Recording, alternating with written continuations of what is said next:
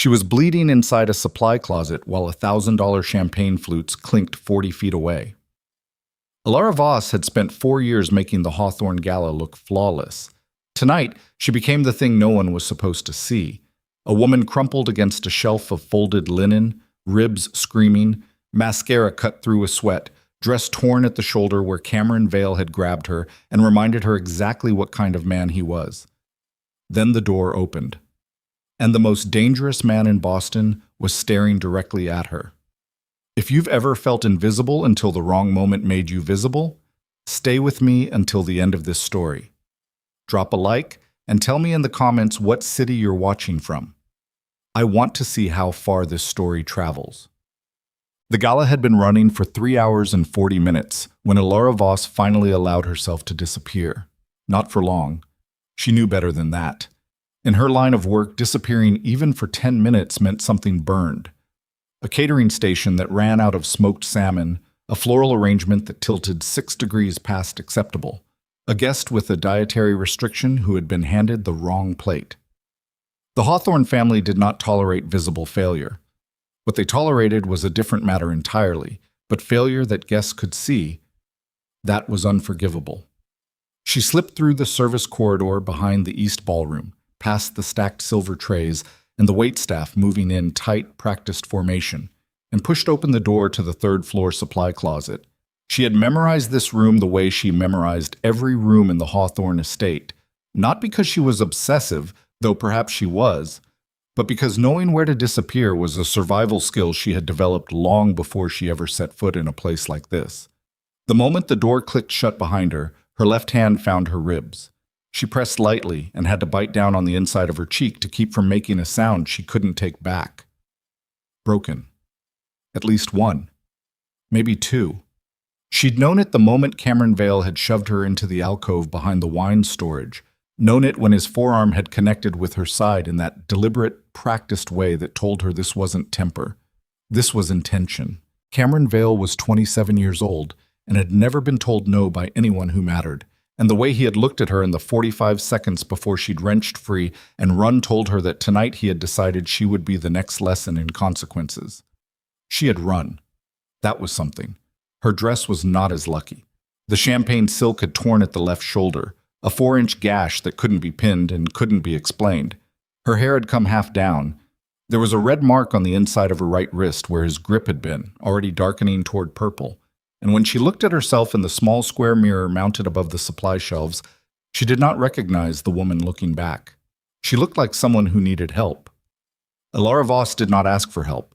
She had built her entire career, her entire identity, on not needing it. She unzipped the emergency kit she kept in her blazer pocket, a habit from her first year coordinating events, when she'd learned that everything could go wrong and usually did, and found the safety pins. 3 of them. She started working the torn fabric back together with fingers that weren't entirely steady, breathing through her nose, counting the inhales the way her sister had taught her years ago when panic was something they both had to manage regularly. In through the nose. 4 counts. Hold 2. Out through the mouth. 6. Her sister, Maya, whose hospital bill from last month still sat on Elara's kitchen table, underneath a coffee mug she'd stopped being able to afford to refill. The treatment was working. The doctors had said so, but working was not the same as finished, and finished was not the same as paid for. And Elara had 3 more months of event contracts with the Hawthorne family before she could realistically look at other options. 3 more months. She just had to get through 3 more months. She had the second safety pin almost secured when the door opened. She didn't scream. That was the thing she would remember later, that her first instinct was not to scream, but to press herself back against the shelf, to make herself smaller, to brace.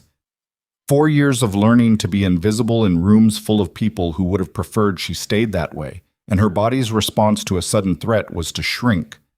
The light from the corridor cut in hard, and for a half-second she was nothing but blinded. Then her vision adjusted. Damian Hawthorne stood in the doorway.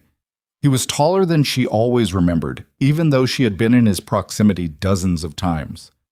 Something about encountering him in small spaces did that, made him fill the available geometry in a way that wasn't quite threatening but wasn't quite not threatening either.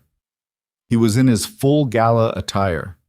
charcoal jacket, no tie tonight, collar open at the throat, which was the only visible concession he made to anything resembling informality.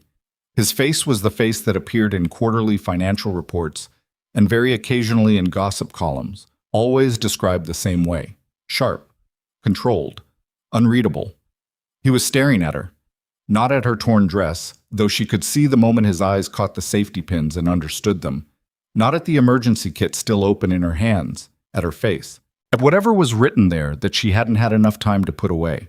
Neither of them spoke for what felt like a very long time. Then he reached back without looking and pulled the door closed behind him. The click of the latch sounded enormous in the silence. "Who did this to you?" he said. It wasn't a question. It was the shape of a question without any of the uncertainty, and Elara felt something cold move through her chest that had nothing to do with the pain in her ribs. "I'm fine," she said. "I apologize. I needed a moment to fix a wardrobe issue. I'll be back on the floor in 3 minutes." "Elara." Just her name. Just that. But the way he said it was different from every other time she had heard it in 4 years of working for his family. Different from the clipped professional acknowledgement at event briefings. Different from the distracted nod when she updated him on guest arrivals. He said her name like it was a door he was holding open and waiting to see if she'd walk through. She didn't answer. He took 2 steps forward, and she had to fight the instinct to step back because there was nowhere to go, just shelving units and folded linen and the particular smell of cedar and old wood that she had always found oddly steadying. He stopped about 4 feet from her, close enough that she could see the slight tension at the corner of his jaw. "Your wrist," he said. She looked down at her own hand before she could stop herself. The bruising had progressed in the last several minutes. Under the closet's single overhead light, the marks left by Cameron Vale's grip were fully visible. 4 distinct pressure points and a thumb-shaped shadow on the inside. "I caught it on a door handle," she said. "It looks worse than it is." Something moved through his expression. She didn't have a name for it because she had spent 4 years cataloging Damian Hawthorne's expressions for professional purposes. Reading a room meant reading the most important person in it, and she had never seen this particular one before. "You're holding your ribs with your other hand," he said. She realized, with a cold shock, that she was. Her left hand had drifted back to her side without her noticing, pressing lightly against the place that screamed every time she drew a full breath. She dropped her hand. "Mr. Hawthorne." "Stop." He said it quietly. Not sharp, not commanding, just certain. The way a man speaks when he has decided that the conversation being attempted is one he will not participate in. "I've watched you work events in this house for 4 years. I've watched you de-escalate drunk guests, cover for incompetent staff, smile at people who spoke to you like you were furniture. I have never once seen you go to ground in a supply closet." He paused. "Who did this to you?" The rib moved when she breathed. She was very aware of it. She was aware of the safety pins holding her dress together, of her hair coming loose on the left side, of the particular humiliation of being seen like this by this man, who represented the professional world she had spent everything she had to earn a place in. She thought about Maya's hospital bill on the kitchen table. She thought about 3 more months. "Cameron Vale," she said. And then she hated herself for how small her voice came out when she said it. The silence that followed was different from the one before it. The earlier silence had been watchful. This one had an edge to it. Damian Hawthorne's face did not change exactly, but something behind it did. Something that she associated with the stories she'd heard, the ones the catering staff whispered when they thought she wasn't close enough to hear, about what happened to people who crossed Damian Hawthorne in ways that actually mattered to him. "Where is he now?" Damian said. "Please don't do anything." The words came out faster than she intended. "I know how that sounds. I know what you're thinking, but Cameron Vale's father has a relationship with your board. And if this becomes something, if it becomes a scene, the story won't be about what he did. It'll be about the disruption. That's how it always works. And I can't—" She stopped, swallowed. "I cannot afford to be the disruption. I need the rest of this contract. I need the next one." He looked at her for a long moment. "Your sister," he said. The word hit her like a physical thing. "How do you know about Maya?" she said. It came out flat, stripped of anything professional. I know more about the people who work in my house than most of them realize. It wasn't apologetic the way he said it, just factual.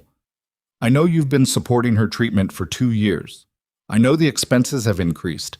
I know you took this contract specifically because of the year-end bonus structure. He looked at her directly.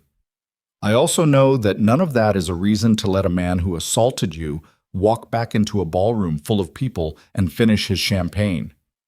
Something broke open in her chest that wasn't the rib. She had expected many reactions from Damian Hawthorne in this situation. Annoyance at the disruption, detached professionalism, possibly even a version of sympathy that was really just risk management. She had not expected this. She had not expected to feel, in the low light of a supply closet in a house where she had always been invisible, like someone was finally looking at her as if she was the kind of person whose pain counted. She did not cry. She had gotten very good at not crying in professional settings. But she had to look away for a moment, fix her eyes on a point somewhere near the third shelf, and breathe very carefully through her nose. I'm not asking your permission, Damian said. Not unkindly. I'm telling you what's going to happen. Victor is going to take you to the medical suite on the 2nd floor. You're going to let him look at those ribs. Then you're going to rest. He paused. I'll handle the rest of the evening. The Aldridge table has a conflict with the Henderson seating, and the Morales family specifically requested Elara. She stopped. I'll handle it, he said. Victor Raines appeared so quickly that Elara wondered if he had been standing outside the door the entire time. Damian's head of security was a compact, gray-eyed man in his late 40s who moved with the particular efficiency of someone who had seen a great deal and learned to respond to all of it the same way, without wasted motion, without visible reaction. He looked at Elara and then at Damian, and then he simply nodded once and held the door. Damian removed his jacket. He did it the way he did everything, without performance, without ceremony. He stepped forward and settled it around her shoulders, over the torn dress and the safety pins, and she felt the warmth of it and smelled cedar and something clean and expensive, and under both of those things, something that was just human, warm. Don't argue, he said quietly. She didn't. In the medical suite, Victor's assessment was thorough and quiet. He had clearly done this before. Not the same thing exactly, but the category of thing. He confirmed 2 cracked ribs, photographed the bruising on her wrist, and asked her in a level voice whether she wanted to file a report and whether she had people who knew where she was tonight. She answered yes to the first question and not really to the second. He didn't comment on either answer. He gave her something for the pain that was strong enough to take the sharpest edge off the rib, and then he left her with a glass of water and a blanket that probably cost more than her monthly rent, and she sat in the quiet of the 2nd floor medical suite and listened to the distant sound of the gala continuing below. She thought about Cameron Vale finishing his champagne. She thought about Damian Hawthorne's face in the supply closet, that thing she hadn't been able to name, moving underneath his controlled surface. She thought about 4 years of smiling at people who looked through her. Damian Hawthorne had not looked through her. She was still turning that over in her mind when the door opened and Damian walked in, and she could tell by the set of his shoulders that something had already happened, though she didn't know yet what it was, and she didn't know yet how much it was going to cost them both. Cameron Vale left the event, he said, voluntarily. The word carried something underneath it that she didn't examine too closely. What did you do? She said. I had a conversation, he said. That's all. She looked at him. He met her eyes and didn't look away, and she understood then that the conversation had been the kind that ended things, the kind that made men like Cameron Vale understand that the world they operated in had edges they hadn't known existed and that they had just stepped over one. You should have let me handle it, she said. You were going to protect him to protect yourself, he said. I understand why. It doesn't mean I was going to let it stand. She didn't have an answer for that. He sat down in the chair across from her, not close, not hovering, just present in the way of someone who has decided to stay without needing to be invited. He loosened the collar of his shirt another button and looked at the floor for a moment, and for the first time in 4 years she saw something in Damian Hawthorne that she had never expected to see. Tiredness. Not the social kind. The real kind. The kind that came from carrying things for a long time, without being able to put them down. "How long has Maya been in treatment?" he asked. She told him. It came out easier than she expected, the way confessions sometimes came out easier than expected when the person across from you wasn't pushing for them. 2 years of infusion treatments, the first year covered mostly by insurance, the second year increasingly not, the third, the year they were in now, almost entirely out of pocket because the specialist Maya needed wasn't in network, and the alternative was a doctor Maya had already tried and who had failed her once. Damian listened. He didn't offer sympathy, which she was grateful for. He didn't try to fix it mid-sentence, which she was also grateful for. He just listened. "The next round of treatment starts in 11 days, she said. "I know," he said. She looked at him. He didn't explain. He simply held her gaze, and she understood from the steadiness of it that he had known before tonight, that whatever he knew about her life he had not arrived at casually. She wasn't sure how she felt about that. She filed it away. "I need to go back to the event," she said. "No," he said, simply, not cruelly. "You have 2 cracked ribs." Victor confirmed it. "You're done for tonight." "My contract is not a problem," he said. "I'll deal with the contract." "You can't just—" "Elara." He said her name the same way he'd said it in the closet, with that particular gravity, and she felt the same thing she'd felt then, the sense of a door held open. "Let me deal with it." She sat with that for a moment. In her experience, in the experience of every woman she had ever known who had worked in proximity to power, letting powerful men deal with things came with a price. She had always paid her own way precisely to avoid that arithmetic. The idea of owing Damian Hawthorne something was not comfortable. But her ribs were cracked, and her dress was held together with safety pins, and Cameron Vale was somewhere in this city feeling certain he had escaped consequence, and she was very, very tired. "Okay," she said. The word felt like setting something heavy down. She slept in the medical suite, the blanket pulled up to her chin, the sounds of the gala fading beneath her. She did not dream. Or if she did, she didn't remember it. In the morning, there were 3 things waiting for her. A text from Victor containing an address where her car had been brought, a note that her remaining gala obligations had been covered by 2 members of Damian's staff, and an invoice for her remaining contract work marked paid in full. A voicemail from her sister's clinic confirming that Maya's next treatment round had been covered by an anonymous benefactor and that they were scheduled to begin in 10 days.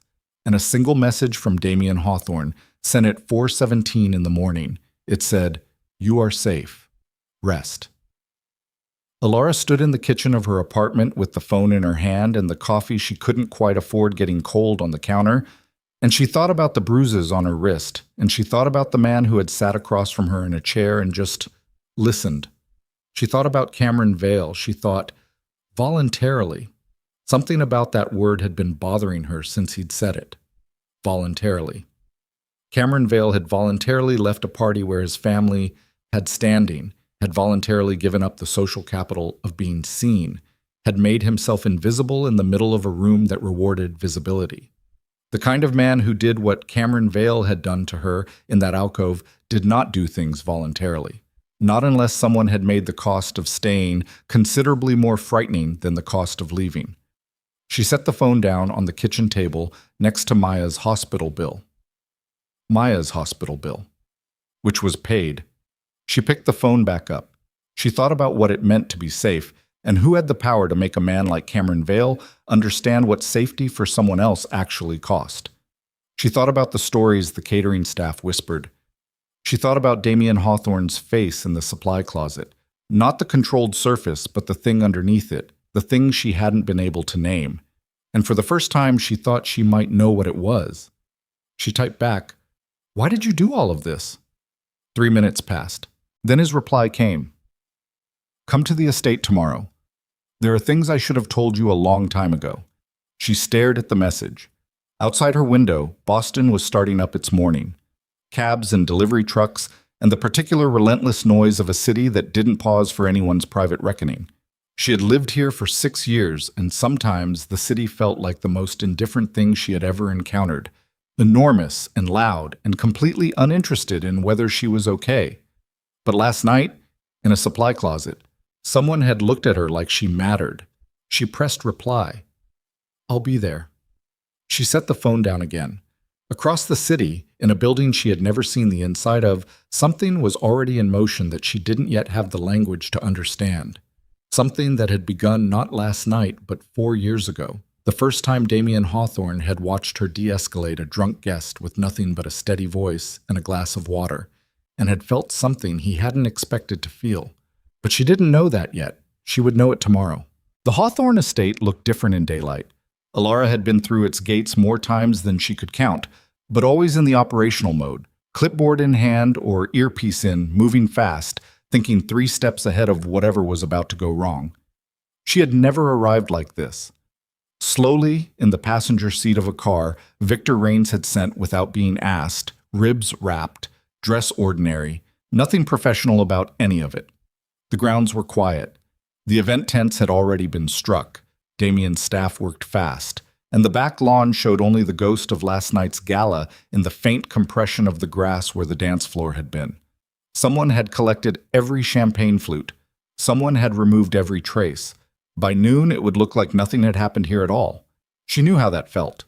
Victor met her at the side entrance rather than the main door, which told her something about what kind of meeting this was. He walked her through the interior corridor, past the estate's working kitchen, where 2 staff members looked up and looked away again with the practiced discretion of people who understood that certain arrivals were not to be acknowledged. Victor said nothing. He had the gift of silence that Elara associated with people who had learned that most talking was just noise used to fill the space where thinking should go. He stopped outside a set of double doors on the estate's east wing. "He's been in there since 5 this morning," Victor said. Not as a warning, just information. She nodded and went in. Damian was standing at the far window with his back to the door, jacket off, sleeves rolled to the elbow, a cup of something on the desk behind him that had clearly gone cold an hour ago. The room was a working office, not the ceremonial kind that wealthy men kept for photographs, but an actual room where actual decisions got made, with papers on the desk and a whiteboard on one wall covered in handwriting she couldn't read from the door. He turned when she came in. He looked like a man who had not slept, not destroyed by it. Damian Hawthorne was not the kind of man who came apart visibly, but there were shadows under his eyes and a quality to his stillness that was different from his usual controlled quiet. This was the stillness of someone who had been running internal calculations all night and was not finished yet. "How are the ribs?" he said. "Manageable," she said. "Victor's wrap holds." He nodded once. He gestured toward the chair across from the desk, and she sat, and he came around and sat across from her, and for a moment neither of them said anything, and it wasn't uncomfortable exactly, but it was charged, the way air gets before weather. "You paid Maya's treatment," she said. "Yes." "That's not something I asked for." "No," he said. "It isn't. I need you to understand something." She kept her voice level. She was good at level. "I have spent 6 years not owing anyone anything. That wasn't an accident. That was a choice I made deliberately because I understand what debt looks like in this world. It looks like people deciding they have a say in your life." He looked at her steadily. "Is that what you think I want?" "I don't know what you want," she said. "That's the problem." He was quiet for a moment. Then he said, "I want you to not have to choose between your sister's health and your own safety. That's what I want. You can reframe it as debt if that makes it easier to process. But that's not what it is." "Then what is it?" He picked up the cold coffee, looked at it, set it back down. "I watched you at the Meridian fundraiser in March. There was a catering conflict that turned into a near physical altercation between 2 of the kitchen supervisors, and you handled it in under 4 minutes without anyone in the main room knowing it happened." He paused. "The March before that, the Hawthorne anniversary dinner. The main floral vendor canceled 6 hours out, and you rebuilt the centerpiece program from a grocery supplier and a florist in Cambridge who owed you a favor. Nobody noticed." She said nothing. "The year before that," he continued, "my mother made a comment to you in front of her friends that was not acceptable. About where you went to school, about your background. You smiled and you kept moving." He stopped. Something moved in his jaw. I didn't say anything. I should have. I didn't, and I have thought about that a number of times since. The room was very quiet. You've been watching me, she said. I notice people who work in my house, he said. I told you that. That's not the same thing. He held her gaze. No, he said. It isn't. She sat with that. Outside the window, the Boston morning was gray and indifferent, a low sky pressing down on the old stone and the manicured grounds. And she thought about how strange it was to be sitting here having this conversation with this man in this room, when 12 hours ago she had been holding herself together with safety pins in a closet. What happened with Cameron Vale? She said. Something shifted in his face, just slightly. I told you. We had a conversation. I need more than that. Why? Because I need to know what I'm in the middle of, she said. Because Cameron Vale's father is Daniel Vale, and Daniel Vale sits on 3 boards in this city, including one that intersects with your family's interest. And if you did something, then I need to understand the shape of what's coming back. He looked at her for a long moment. Nothing is coming back, he said. Damian. She used his name for the first time. It landed differently than she expected, more personal, more presumptuous, and she saw him register it. I've coordinated events for this family for 4 years. I know how your world works. Men like Daniel Vale don't accept loss quietly. They regroup and they come back with something worse. Daniel Vale, Damian said, has his own reasons to stay quiet right now that have nothing to do with his son. She parsed that. What reasons? Reasons that existed before last night and that I am now aware of. She stared at him. You have something on him. He didn't answer, which was its own answer. How long? She said. Long enough. She felt something cold settle in her stomach. Not fear exactly. Something more complicated than fear. She had worked adjacent to power for 6 years, and she understood theoretically that power at the level Damian Hawthorne operated at was not a clean thing. That the stories the catering staff whispered existed because they were rooted in something real. But there was a difference between understanding something theoretically and sitting across a desk from it and watching it look back at you with tired eyes. I need you to tell me something true, she said. Ask me something specific. The stories about you. She held his gaze. The ones about what happens to people who cross you. Are they true? The silence stretched. Some of them, he said. She nodded slowly. That was at least not a lie. And Cameron Vale, she said. What happened to him specifically? He left the city last night, Damian said. He'll stay gone. His access to the social networks he operated in here has been withdrawn. His father understands that the withdrawal is permanent and conditional on Cameron's continued absence. And if Cameron decides not to stay gone, he won't, Damian said. The certainty in his voice was not bravado. It was simpler than that. It was the voice of a man stating a fact about gravity.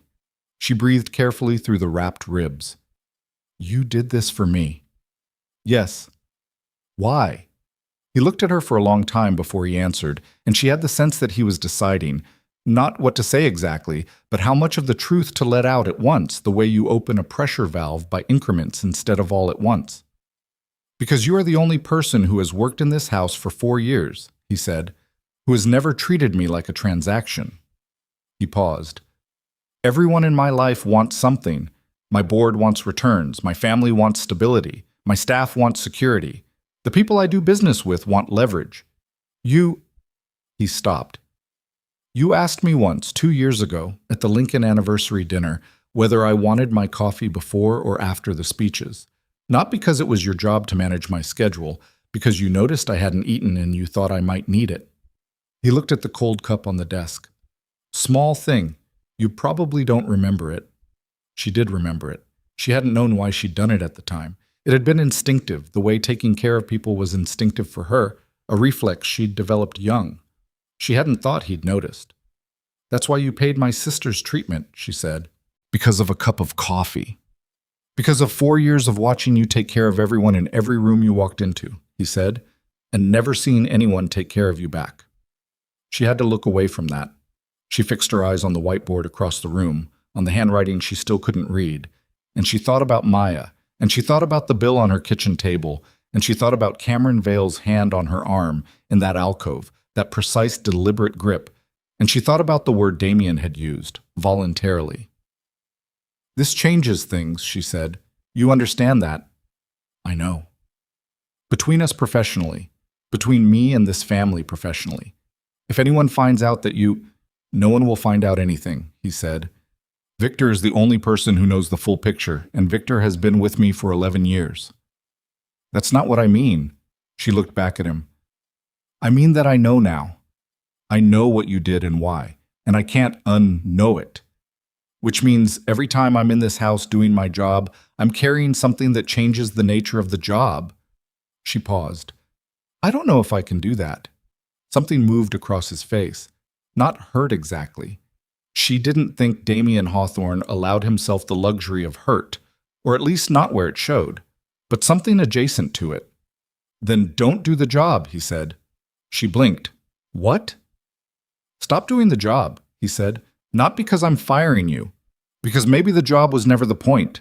He held her gaze. "Maybe you've been using the job as a reason to be in proximity to the only stable thing in a life that hasn't had much stability." The accuracy of that landed like a hand pressing on the cracked rib. "That's a very presumptuous thing to say," she said. "I know," he said. "I'm sorry." She stood up. She needed to move because sitting still was suddenly intolerable. Her body's response to something that was cracking open in her chest that she hadn't given it permission to crack open. She walked to the window and stood where he had been standing when she came in and looked out at the gray sky and the ghost grass where the dance floor used to be. "My mother used to say that the problem with letting powerful people do things for you," she said, "was that eventually you couldn't tell the difference between being protected and being owned." Behind her, she heard him stand. "Your mother was right," he said, "about powerful people in general." A pause. "I'm not interested in owning you, Elara. I'm not interested in debt or leverage or any of that. I'm aware that I don't have a clean record on the subject of power. I'm aware of what I am and what I've done." He stopped. "But I know the difference between protecting someone because you want something from them and protecting someone because the idea of them being hurt is not something you can stand." She turned around. He was standing on the other side of the desk, about 10 feet from her, and he looked not powerful in that moment, not the man from the financial reports, just tired and certain and a little bit raw in a way that she suspected very few people had ever seen. "You said yesterday there were things you should have told me a long time ago," she said. "Tell me now." He was quiet for a moment, then, "Sit down." She sat. What he told her over the next 40 minutes was not what she expected, which was a version of a story she already knew. The self-made empire, the ruthless ascent, the carefully managed reputation. What he told her instead was the infrastructure beneath that story.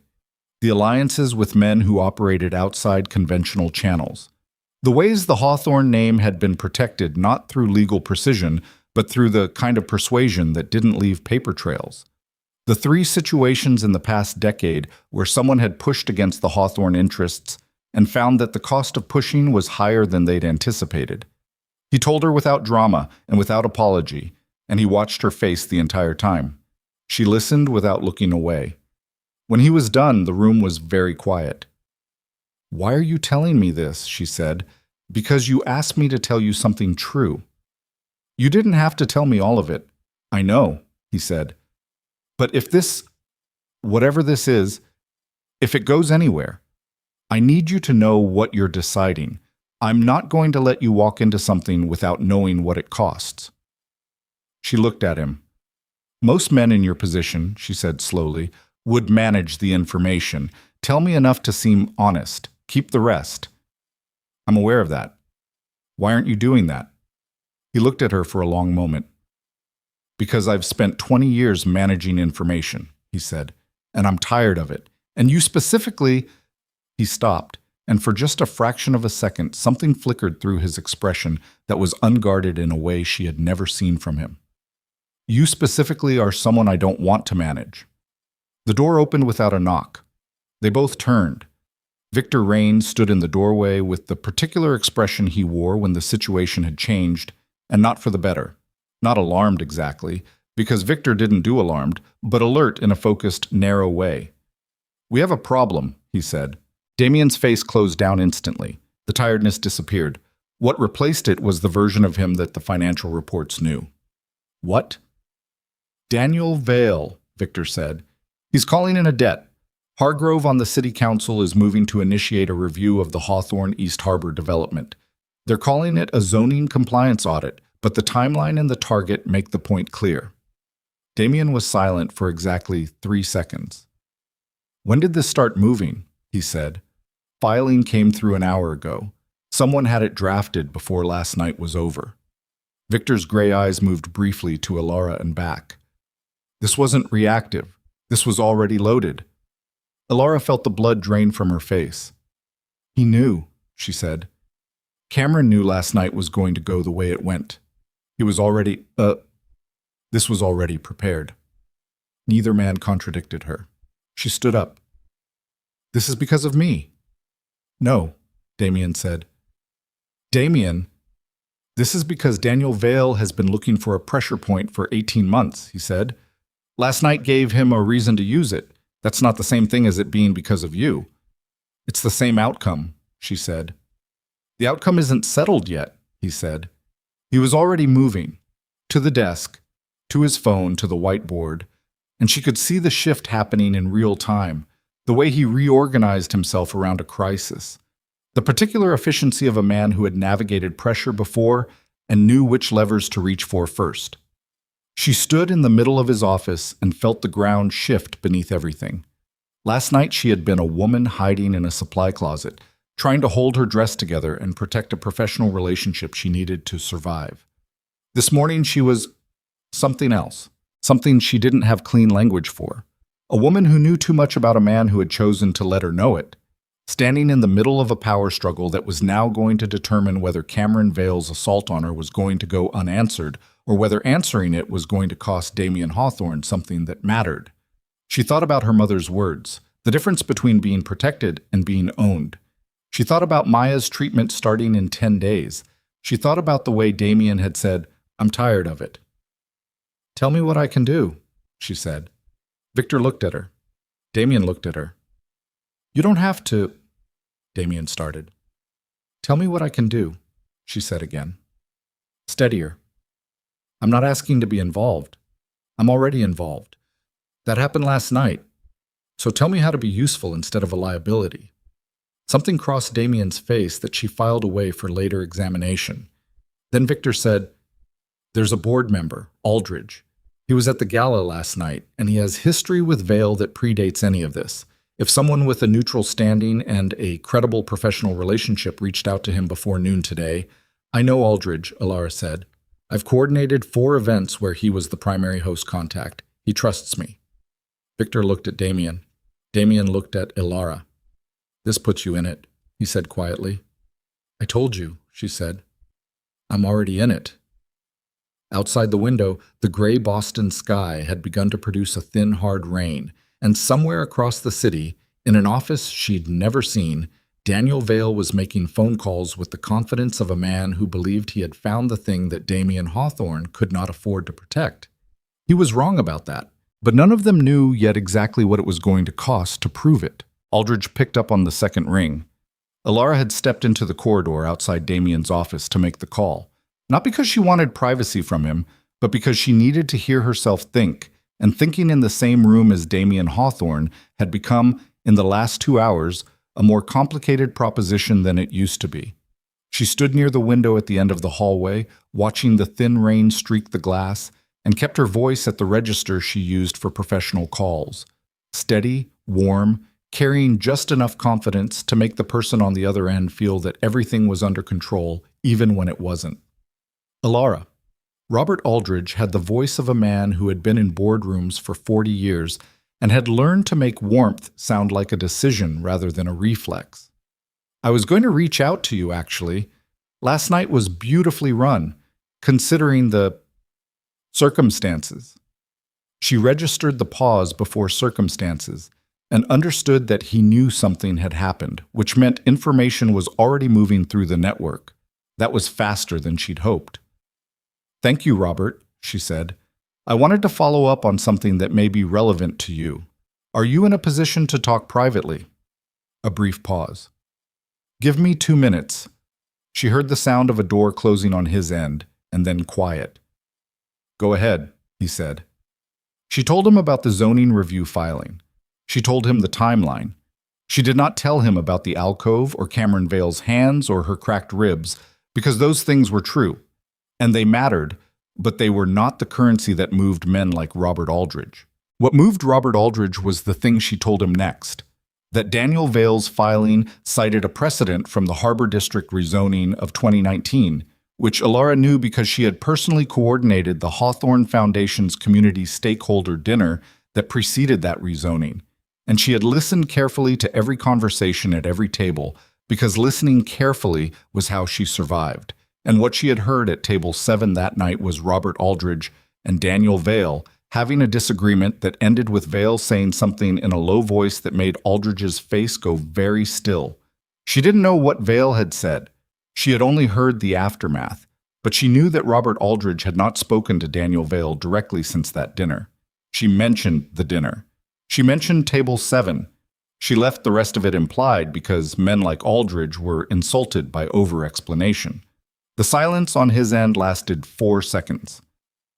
"I see," he said. "I thought it might be relevant context," she said. "It is," he said. "Very relevant." Another pause. "I'll make some calls before noon." "Thank you, Robert." "Elara." His voice shifted slightly. Something underneath the boardroom warmth. "Be careful. Daniel Vale is not a man who accepts the word no gracefully." She thanked him and ended the call. She stood in the corridor for a moment with the phone against her sternum and breathed through the ribs and thought, "I know exactly what kind of man Daniel Vale raised." She went back into the office. Damian was on his own call, standing with his back half-turned, speaking in a voice too low to parse. Victor was at the whiteboard, adding something in the same cramped handwriting she'd noticed earlier. Neither of them looked up when she came in, which she understood as the absorbed focus of people in operational mode rather than rudeness. She sat down and waited. Damian ended his call and turned. "Aldridge," she said, "he'll make calls before noon. He has his own reasons to push back on Vale, and he's been waiting for a legitimate opening." Damian looked at her for a moment. "How did you know about his history with Vale?" "Table 7, she said, "the Harbor District Stakeholder Dinner, 2019. I was 15 feet away." Something moved across his face that might have been the beginning of a smile in a man who smiled more easily. "You remember table arrangements from 4 years ago?" "I remember everything," she said. "It wasn't a boast, just a fact, delivered the same way he delivered his own facts, without decoration." Victor capped his marker. "The filing is real, but it's thin. Hargrove pushed it through on a procedural angle that's got maybe 3 weeks of traction before it gets buried in committee. The problem isn't the filing itself. The problem is what Vale does while Hargrove runs interference." "Which is what?" Elara said. Victor glanced at Damian. Damian said, "Vale has a secondary move. He's been building a narrative with 2 journalists, one at the Globe, one independent, about Hawthorne business practices in the East Harbor development. The zoning review gives the story a news hook. Without it, the story was gossip. With it, it becomes investigative." "Is the story true?" Elara said. The question landed in the room with the particular weight of a question that people in this world did not usually ask directly. Damian held her gaze. "Parts of it." She nodded. She had expected that. "Then the play isn't suppression," she said. "Suppression feeds it. The play is to get ahead of the true parts and control the frame before the journalists do." Victor looked at Damian again, this time with something that Elara read as recalibration, the expression of a man updating an assessment he'd held for a while. "That requires someone who can speak credibly to the community impact side of the development," Victor said. "Someone withstanding that isn't Hawthorne adjacent." "The stakeholder coalition," Elara said. "The community board that signed off on the original development plan. They're real people with real investment in the project. If they speak first and speak clearly, the journalists have to engage with them before they can run the Veil narrative. Organizing that in 72 hours, Victor started. Is not easy, Elara said. But I know 3 of the 7 coalition chairs personally from the event work. Give me a contact list in 2 hours. The room was quiet. Damian said, You're running point on my defense. Someone has to, she said. You're too close to it, and Victor is too visibly your person. I'm, currently, the most useful neutral party in this room. You're not neutral, Damian said. Not accusingly, just precisely. No, she agreed. But I can appear neutral, which is the same thing in this context. The rain had intensified against the window. Somewhere below, she heard the estate's main door open and close, a burst of wind, and then silence. The house absorbed it. Damian crossed to the desk and pulled a file from the second drawer. He placed it in front of her. Inside was a contact sheet, a summary of the East Harbor development timeline, and a set of financial disclosures that she suspected very few people outside this room had seen. Read it first, he said. All of it. Then decide if you still want to make those calls. She looked up at him. You're giving me an exit, she said. I'm giving you information, he said. What you do with it is your choice. She opened the file. She read for 22 minutes. Damian moved around the office doing other things, calls, the whiteboard, a brief exchange with Victor at the door, and left her to it without hovering, which she appreciated more than she could have articulated.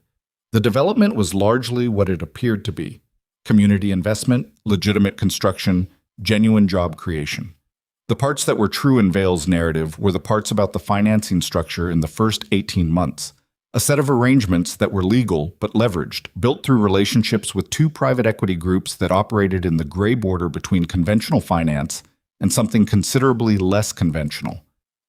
It wasn't clean. It wasn't criminal. It was the kind of thing that looked bad in a newspaper headline and required 3 paragraphs of context to not look bad, and newspapers did not often run 3 paragraphs of context before the headline. She closed the file. I'll make the calls, she said. She spent the next hour and 40 minutes on her phone, moving from the corridor to the small sitting room off the main hall when she needed to pace.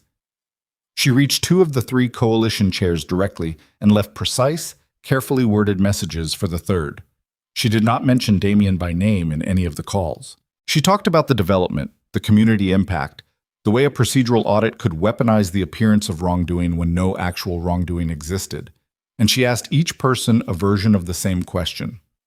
If a journalist calls you, what do you want to say first? By 11:40, she had 2 confirmed commitments to speak on the record and a 3rd pending. She went back to the office. Victor was there. Damian was not. Where is he? She said. Victor's expression gave her the answer before he did. He went to meet with someone, Victor said. Directly. Who? Daniel Veil. She went very still. He went alone, she said. He went with 2 of his people. Victor. She put the name down hard. You let him walk into a meeting with the man who set this up, while we were here managing the edges of it, without telling me. It's not my role to tell you Damian's movements, Victor said, even-toned, not defensive. It should have been someone's role, she said. She sat down because standing was suddenly requiring more effort than it should, and she pressed her hand against the wrapped ribs and breathed through 4 counts the way Maya had taught her, and she thought about what it meant that Damian had walked out while she was making calls on his behalf. It meant he trusted her enough to leave her running it. It also meant he had decided to do something he hadn't wanted her to see. The distinction between those 2 things felt very important, and she couldn't resolve it. Victor's phone buzzed. He looked at it, and something changed in his face. Not dramatically, because Victor Raines did not do dramatic, but there was a narrowing around his eyes and a particular set to his mouth that she had not seen before. What? She said. He turned the phone so she could read the screen. It was a text from a number not saved in his contacts. 4 words. Check the Globe website. She had her own phone out before Victor moved. She pulled up the Globe and found it in under 10 seconds because it was already the 2nd item on the page. Not the zoning review, not the East Harbor development, but something she had not anticipated, something that landed in her chest with the specific impact of a thing that cannot be untrue once you have seen it. The headline read, Hawthorne airs shadow deals, assault allegations, and organized crime ties surface. Amid harbor development scrutiny, the byline was the independent journalist. The story had been filed 40 minutes ago. She read fast. The zoning review was the frame, as Damian had predicted, but the story itself was not about the development financing. The story was about Cameron Vale's assault on a Hawthorne employee. Her, unnamed, but described with enough specificity that anyone who had been at the gala could identify her. And Damian's subsequent actions, which the journalist described as extrajudicial intimidation and possible coordination with organized criminal enterprises operating in the greater Boston area. The story cited two sources, both anonymous. One of them knew about the supply closet. She put the phone down very carefully on the desk. The supply closet. The number of people who knew what had happened in the supply closet could be counted on one hand. Her, Damian, Victor, the medical staff who had treated her. But Victor had vetted them personally, she knew that. She looked at Victor. He was already looking at her. "Who knew about the closet?" she said. His jaw tightened. 4 people total. You, Damian, me. Margaret, who handled the medical assessment. "Is Margaret? She's been with this family for 9 years," he said. "It's not Margaret." "Then it's one of us 3, she said. "Or someone who was in a position to see what happened before I got to the closet." The thought arrived fully formed, and she wished it hadn't. "Cameron Vale," she said. "He knew where I went. He knew what condition I was in when I left that alcove. He knew Damian would respond." She stopped. The shape of it was becoming visible. This was never about the zoning review. The zoning review is noise. The real play is this story. Get Damian on record as someone who uses criminal methods to protect a woman he has a personal interest in. Make me the evidence of his exposure. Make the assault the thing that pulls him out of the shadows and into the light. Victor was quiet. "This was planned," she said. "Cameron Vale planned to assault me, knowing Damian would react, knowing the reaction would be the story." The words came out of her mouth, and she heard them and understood them and felt something cold and precise replace the shock that had been sitting in her chest for the last 3 minutes. She had not been a victim of opportunity. She had been a target chosen specifically because of her relationship to Damian Hawthorne, a relationship that, until last night, she would have described as professional and nothing more, which meant someone had understood the nature of that relationship more clearly than she had. Someone had been watching Damian watch her for how long? Victor's phone buzzed again. He looked at it, and this time he moved, stood up toward the door. "Damian?" he said. Not to her. Into his phone. "We need you back here now." The story ran. A pause. "Yes." "Read it." Another pause, longer. "There's something else." Elara just identified the mechanism. It wasn't reactive, it was staged. He listened. His eyes moved to her face and stayed there. "I'll tell her." He lowered the phone. She waited. "Damian says to stay in the estate," Victor said. "Don't go outside. Don't take calls from numbers you don't recognize." "What isn't he telling you to tell me?" she said.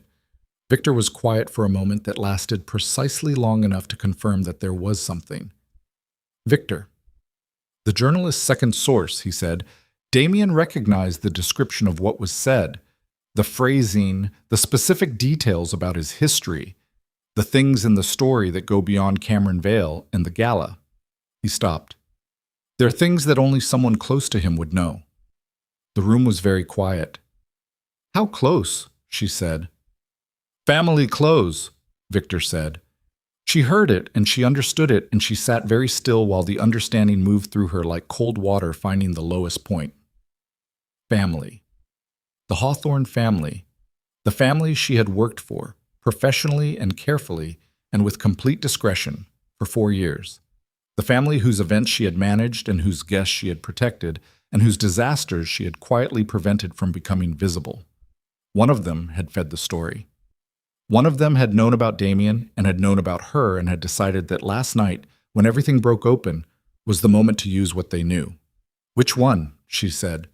Victor looked at her with the expression of a man who understood that the answer he was about to give was going to change the architecture of everything she thought she understood about the last 4 years. His brother, Victor said, Thomas Hawthorne.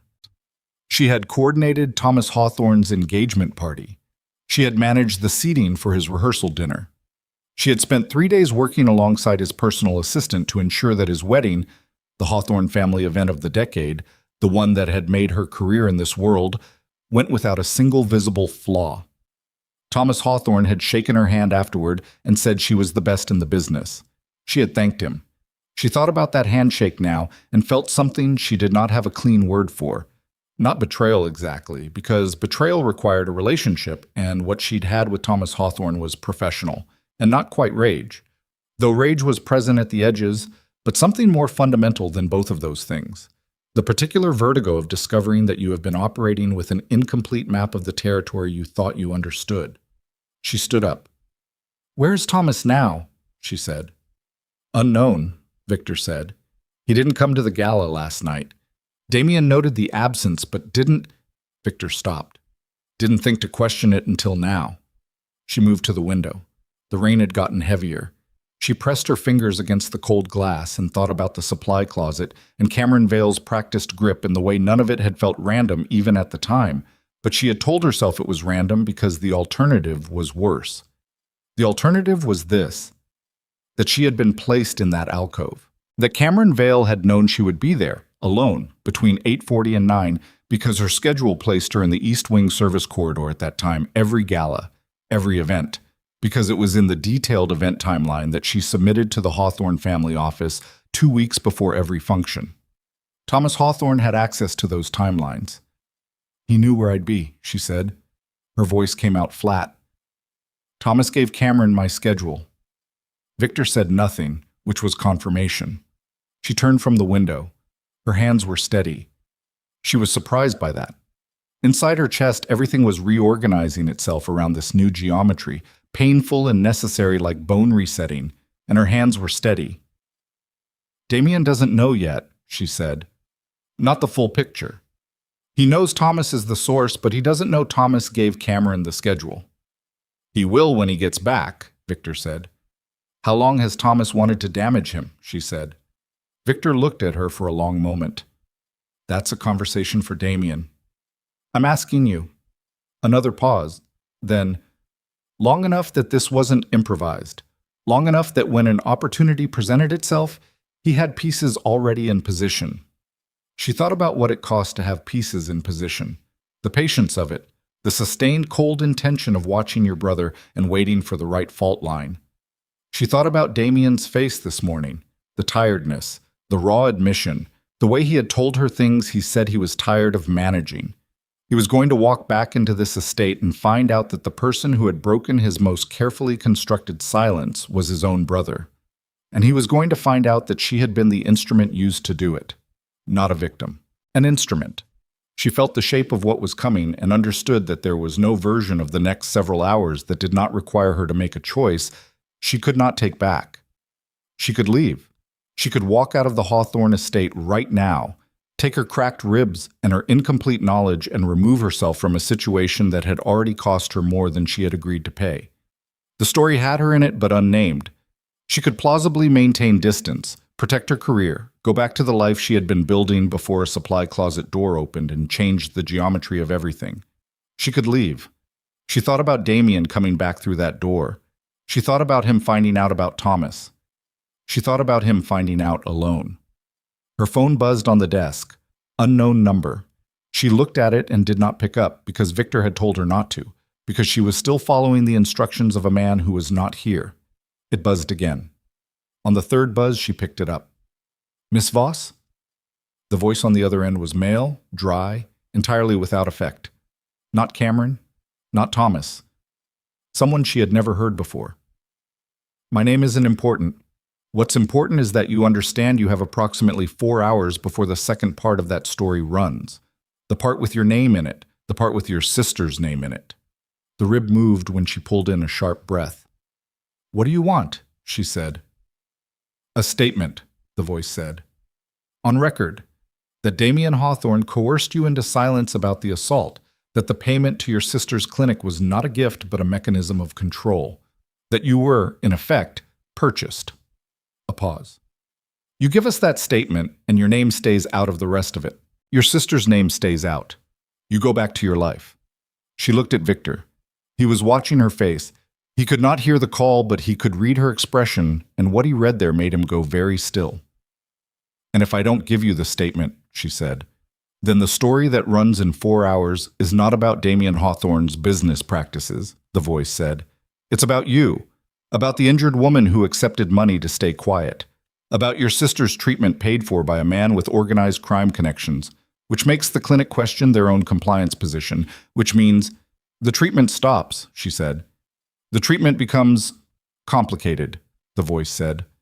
Yes. She stood in the middle of Damian Hawthorne's office with her cracked ribs and her steady hands and the knowledge that the choice she had told herself she could make, leave or stay, had just been removed from her entirely. There was no leaving now.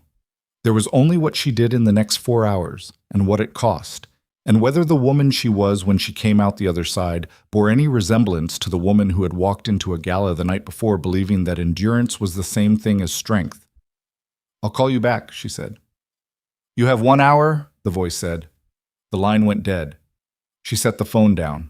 Victor said, Tell me. She told him.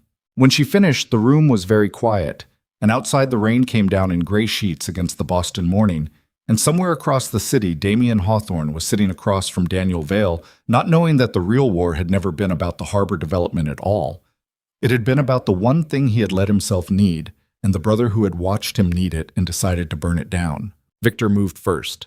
He was on his phone before Elara finished the last sentence, turning toward the window, his voice dropping to something she could not hear over the sound of the rain and her own pulse. She stood in the middle of the office and let herself have exactly 30 seconds of feeling the full weight of what had just landed on her. The threatened story, Maya's name, the clinic, the 4-hour window. And then she put it somewhere internal and closed the door on it, because 30 seconds was all she could afford, and the rest of it would have to wait. Victor ended his call. Damian is on his way back, he said. 12 minutes. Did you tell him? I told him it escalated. Not the specifics. Victor's gray eyes were fixed on her with an assessment quality that she had grown familiar with over the past 18 hours. You held the call together. I've handled difficult calls before, she said. Not like that. She didn't respond to that. She went to the desk and sat down and looked at her phone and thought about the voice on the other end. Its dryness, its precision, the complete absence of any negotiating affect. That was not a man improvising. That was a man delivering a pre-written script, which meant the script existed before she picked up the phone, which meant someone had anticipated her being in this office, in this position, at approximately this time. Thomas Hawthorne had not just given Cameron her schedule. Thomas had given someone else her number. She thought about when she had given that number to the Hawthorne family office. 3 years ago. A standard operational contact update submitted through the estate's administrative portal. She had not thought about it since. It was the kind of detail that disappeared into the infrastructure of professional life and became invisible. Thomas had been invisible too, until now. She heard the main door of the estate open and then Damian's footsteps in the corridor. She recognized them, which surprised her, the particular rhythm of how he moved, purposeful and not quite fast.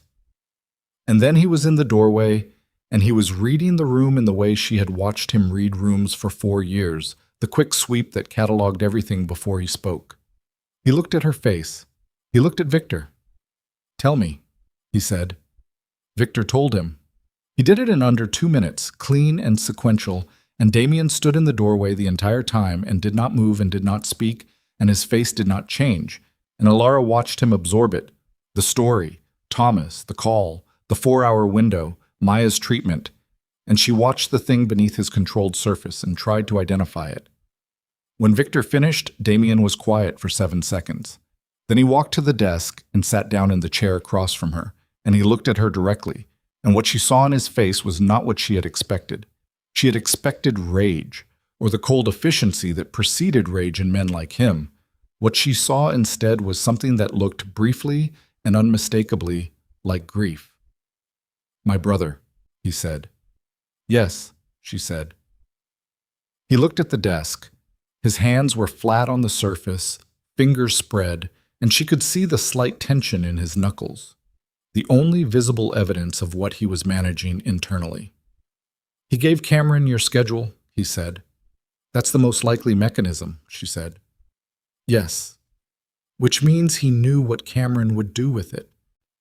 She didn't answer that because the answer was obvious, and saying obvious things to Damian Hawthorne in this moment felt like the wrong use of the air between them. He looked up. And the call. 4 hours from when they called, she said, which was approximately 20 minutes ago now, so 3 hours and 40 minutes. What do you want to do? He said. She had expected him to tell her what to do. The fact that he asked her instead, that he asked first, before strategy, before defense, settled something in her that had been unsettled since she'd heard the voice on the phone. I want to know what Thomas wants, she said. Not what Daniel Vale wants. Not what the journalist wants. Thomas. Because this didn't start with Cameron Vale, and it didn't start with a zoning review. It started with your brother deciding to end something. I want to know what he's trying to end. Damian was quiet. The estate, Victor said from across the room. They both looked at him. The East Harbor development has a Hawthorne family clause, Victor said. If Damian is criminally implicated, indicted, charged, formally investigated, operational control of the development reverts to the family board. Thomas is on the family board. With Damian removed, Thomas controls the East Harbor project, which controls access to the Harbor District financing structure, which controls… Victor stopped. Everything downstream. It's always money, Elara said. It's money and its position, Victor said. Damian has kept Thomas in a secondary role for 6 years. The estate, the primary business interests, the relationships with the people who actually move things in this city, those all run through Damian. Thomas has spent 6 years in the conference room while his brother takes the calls. Damian's jaw tightened. Not surprise. Recognition. You knew he resented it, she said. I knew, Damian said. I didn't know he'd… He stopped. Something moved in his face. I didn't know he'd use you. The word you landed differently than she expected. Not professionally. Something more exposed than that. He didn't use me, she said. He used the fact that you… She stopped, chose the next words carefully. He used your reaction to what happened to me. That's different. I'm not the weapon. Your investment in what happens to me is the weapon. Damian looked at her for a long moment. That's a precise way to put it, he said. I'm trying to be precise, she said, because the next 3.5 hours require precision, and I don't have room for anything else right now. He held her gaze and she held his back, and the room was very quiet, and outside the rain came down without mercy. Okay, he said. What do we do?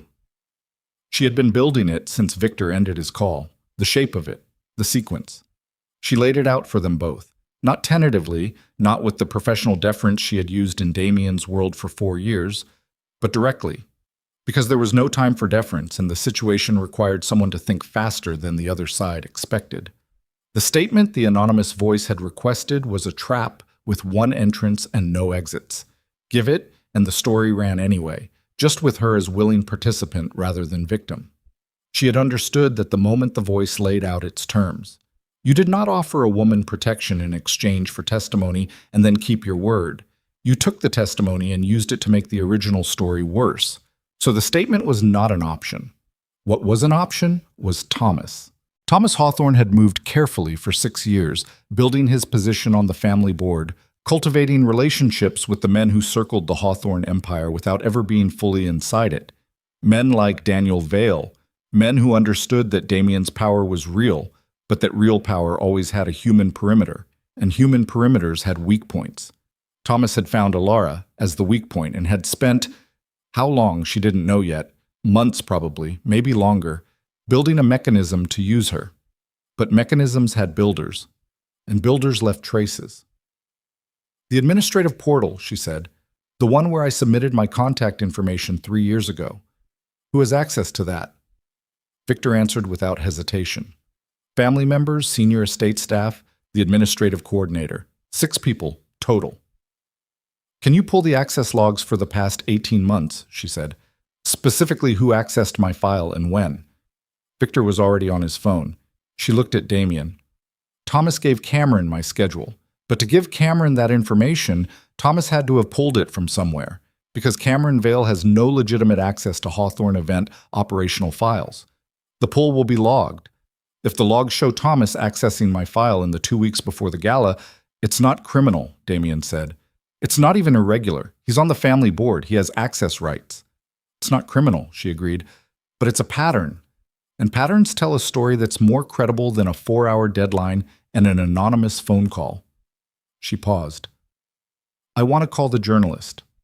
Damian went very still. The independent one, she said, not the Globe. The independent journalist who filed the story this morning. The one Daniel Vale built his relationship with over time, which means she has her own investment in the story, which means she's not purely Vale's instrument, which means she has journalistic instincts that might respond to a better story than the one she was handed. What better story? Damian said. A family member who staged an assault on an employee using a third party, she said, in order to manufacture a scandal that would allow him to seize control of a billion-dollar development project. That story. She looked at him steadily. That's not a story about you. That's a story about Thomas. And it's true. The room absorbed that. Damian's face had gone somewhere she couldn't fully read. She thought about what it cost him to sit in a chair and listen to a woman he had known for 4 years outline the case against his brother, and she did not look away from it. He's still your brother, she said quietly. I'm not asking you to decide what that means right now. I'm asking you to decide whether what he did gets to stand. Damian's hands on the desk. Still flat, still controlled. Make the call, he said. Victor's phone buzzed. He looked at it. Access logs. Thomas pulled your file 4 times in the last 6 weeks. Most recently, 11 days ago. 11 days ago. 2 days after Elara had submitted the updated event timeline for the gala. She picked up her phone. The journalist's name was Sarah Kren, and her number was in the Globe Story's byline contact footer, and she answered on the 3rd ring with the alert, slightly guarded tone of someone who had been fielding calls all morning. Ms. Kren, Elara said. My name is Elara Voss. I'm the unnamed woman in the story you co-filed this morning. I have documentation, a witness, and a timeline that reframes the story you were given. I have 3 hours and 20 minutes before your source makes another move. I'd like to talk. Silence on the other end. 3 full seconds. Then, where are you? Damian's car made it to Kren's office in 19 minutes, rain-slicked streets, and Victor driving with the focused aggression of a man who understood that 19 minutes was already longer than ideal. Elara sat in the back with Damian and the file from his desk and her phone and the specific physical sensation of cracked ribs in a moving vehicle, which was its own kind of clarifying. Damian said nothing for the first 10 minutes. She didn't try to fill it. Then, my brother and I used to run along the harbor, early mornings, before everything else started. He was looking out the window. His voice was even. He stopped about 4 years ago, said he didn't have time. A pause. I thought it was work. She looked at his profile, the jaw, the line of his throat, the particular exhaustion of a man doing the math on how long he missed something that was already gone. I'm sorry, she said. He turned and looked at her. Whatever was in his face was not something she tried to name. Don't be. You didn't make him who he is. Neither did you, she said. He looked at her for another moment and then looked back out the window, and they didn't speak again until the car stopped. Sarah Kren was 34 years old and had the sharp, slightly hollow-eyed look of someone who had been in this business long enough to stop expecting it to be clean. She met them in a conference room on the 4th floor of a building in the South End that smelled like old coffee and industrial carpet, and she looked at Elara and then at Damian with an expression that was professionally neutral and personally very alert. You understand I can't unpublish what's already up, she said. I understand, Elara said. I'm not asking you to. I'm asking you to hold the second part. Your source has a financial motive, Elara said. She opened the file on the table. Access logs. Timeline. The development contract's family clause. The mechanism by which Thomas Hawthorne, Damian's brother, and your source's actual architect, benefits if this story lands the way it was designed to land. She placed each document on the table as she named it. This is not a story about a billionaire using criminal methods to silence an assault victim. This is a story about a man who staged an assault on a woman he had surveilled for months, using his brother's emotional vulnerability as the trigger in order to execute a corporate takeover. She looked at Kren directly. One of those stories is what you were handed. The other one is true. Kren looked at the documents. She didn't touch them yet. She was thinking, and Elara let her think, because this was the moment that required silence more than pressure.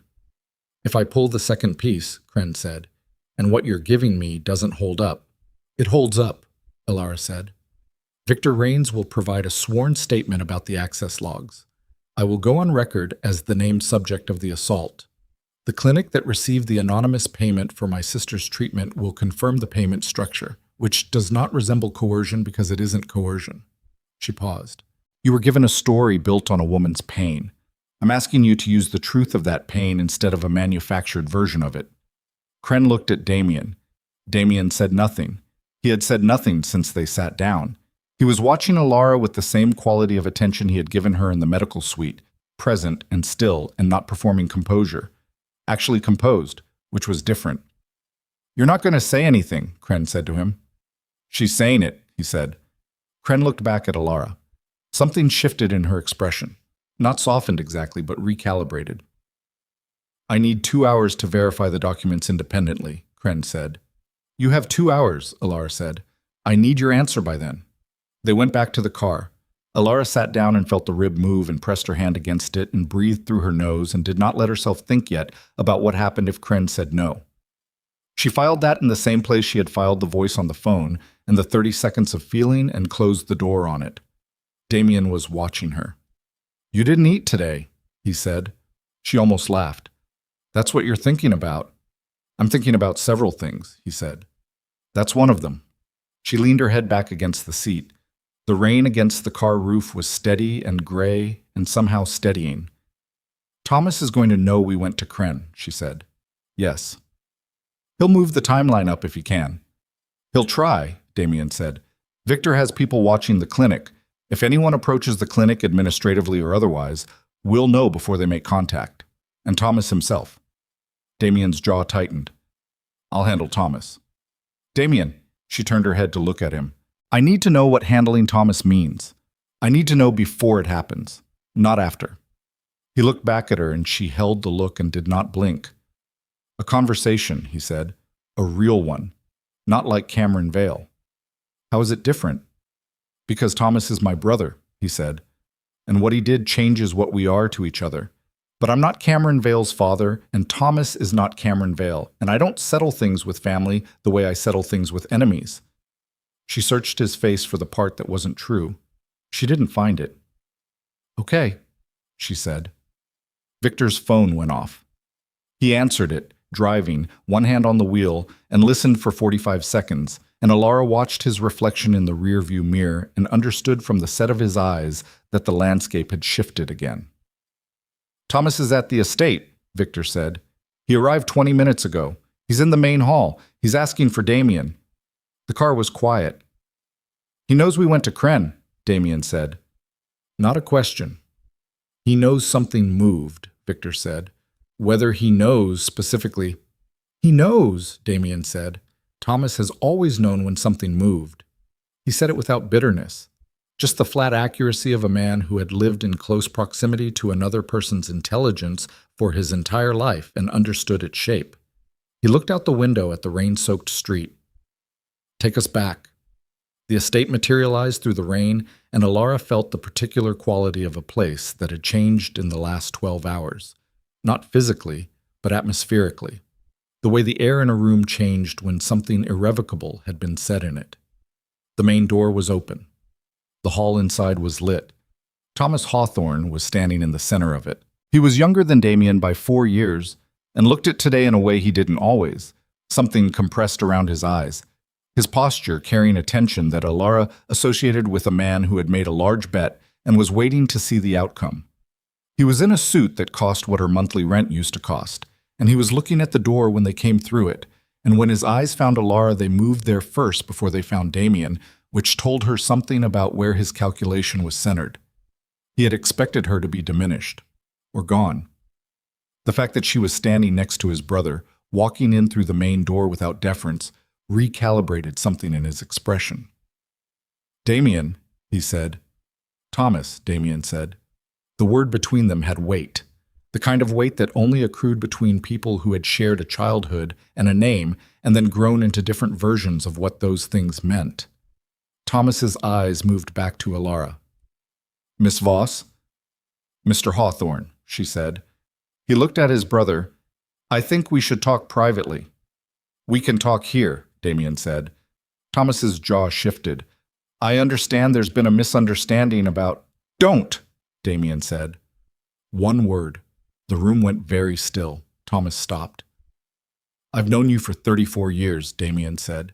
His voice was quiet and entirely level, and it was the most frightening thing Elara had heard in the last 24 hours, which included a man threatening her sister. "I know what your misunderstandings look like. This is not one of them." Thomas's composure held, but it cost him something. She could see the cost in the micro-tension around his eyes. "You're not the only one who built this family," Thomas said. "I know that," Damian said. "You act like it." Something cracked through Thomas's voice, not loud, controlled, but cracking underneath the control. 11 years, Damian. 11 years of being the one in the room who everyone knows is there because of his name. 11 years of watching you take calls I should have been on, and make decisions I should have been part of, and build a life I should have had access to. "You had access," Damian said. "I never closed a door to you." "You didn't have to," Thomas said. "You just had to stand in front of it." The rain outside. The sound of the estate breathing around them. Elara stood very still and watched two men who had been brothers for 34 years arrive at the place where the word brother stopped meaning what it used to, and she understood that she was witnessing something that had been building long before a gala or a supply closet or a journalist's byline. Something that had its roots in a shared history she would never fully see. But she had also been inside that alcove. "You gave Cameron Vale my schedule," she said. Thomas looked at her. "You knew what he would do," she said. "You knew what kind of man he was. You gave him the time and the place, and you let it happen." Thomas's face. Something moved through it that she could not call guilt because it wasn't clean enough to be guilt. It was more complicated than guilt. It was the expression of a man who had told himself a story about acceptable cost and was now standing inside the consequence of it, in a hallway, in front of the woman the cost had been applied to. "You weren't supposed to be seriously hurt," he said. The words landed in the room like something dropped from a height. Damian's head turned toward his brother with the slow, precise movement of a man whose entire internal architecture had just been altered by 6 words. "Thomas," he said, very quietly. Thomas looked at him. It was supposed to be a disruption, something that would make you react. "I didn't tell Cameron to—" He stopped. "I didn't authorize what he actually did." "But you knew what he was capable of," Elara said. Thomas said nothing. "You knew," she said, "and you gave him the opportunity anyway, and then you had the story ready to file before the gala was over, which means you watched, you waited, to see what Damian would do when he found out what happened to me, and you used it." She looked at him without blinking. "You used my pain to pull your brother out of cover. You used the fact that he—" She stopped, chose it carefully, "that he cares what happens to me, as the mechanism." The hallway, the rain, Thomas Hawthorne's face. "Kren is pulling the second piece," Damian said. Not to Thomas, just into the room. "The access logs are in her hands. Victor's statement is in her hands. Elara's testimony is in her hands." He paused. "The story that runs tomorrow is not the one you built." Thomas stared at him. "And the East Harbor Clause," Damian said, "gets amended this week. The reversion provision to the family board gets removed. I should have done it years ago." "You can't watch me." still quiet, still level. You wanted control of something that was never going to be handed to you by waiting. I understand that. I don't forgive it, but I understand it. He looked at his brother for a long moment. Get out of my house, Thomas. And don't come back until you've thought about what you chose to do with 11 years of access and what you decided it was worth. Thomas looked at Elara one more time. She met his eyes and held them and did not give him anything. Not rage, not forgiveness, not the dignity of a visible reaction, just the steady, level look of a woman who was still standing. He left. The door closed. The sound of it echoed in the hall, and then the estate absorbed it, the way it absorbed everything. The gala, the rain, the years of carefully managed silence. Elara became aware of several things simultaneously. The rib, which had been broadcasting steadily through the last several hours, and was now doing so at increased volume. Her hands, which had been steady all day, and were now not quite steady. The fact that she was still in the same clothes she had put on this morning, and had not eaten since the previous evening, and was standing in a hallway having just watched a man leave a place he would not come back to the same way he had left it. Damian turned and looked at her. She looked back. He covered the distance between them in 4 steps and stopped close enough that she could see the exact quality of what was in his face. Not the controlled surface, not the version from the financial reports, not the man the catering staff whispered about, just the face underneath all of that, worn and awake, and looking at her like she was the fixed point in a room that had been moving all day. You need to sit down, he said. In a minute, she said. Now, he said. Damian. Her voice came out rough at the edges. She hadn't noticed that until she heard it. I need you to know that when that voice called and threatened Maya, I never considered giving them the statement. Not for 1 second. I need you to know that. He looked at her. I know, he said. I don't want you to think that I stayed because of the treatment or the contract or any... Elara. Her name. That same gravity. I know why you stayed. She looked at him, and the look between them was the kind that didn't require words to complete, which was new and not uncomfortable, and also the most exposed she had felt since the supply closet, which was saying something. Her phone buzzed. She looked at it. Sarah Kren. She answered. The documents hold, Kren said. I'm pulling the second piece. I want an exclusive on the Thomas Hawthorne story when you're ready to give it. Elara closed her eyes for exactly 1 second. We'll talk, she said. She ended the call. She looked at Damian. It's done, she said. He let out a breath that was the first uncontrolled thing she had ever seen from him. Not dramatic, not a collapse, just the specific release of a man who had been holding something at sustained tension and had finally been given permission to set it down. His hand came up and she felt his fingers close gently around her wrist. Not the injured one, the other one. And his thumb pressed lightly against her pulse point, the way you touch something you were confirming was real. She let him. Outside, the Boston rain was beginning to ease. And somewhere in the city, in an office she had never seen, Daniel Vale was picking up a phone to call a source who was no longer going to answer, and Thomas Hawthorne was sitting in a car going somewhere that was not the Hawthorne estate, and Cameron Vale was in a city that was not Boston, and none of them knew yet that the thing they had built so carefully had just come apart at exactly the seam they had failed to account for.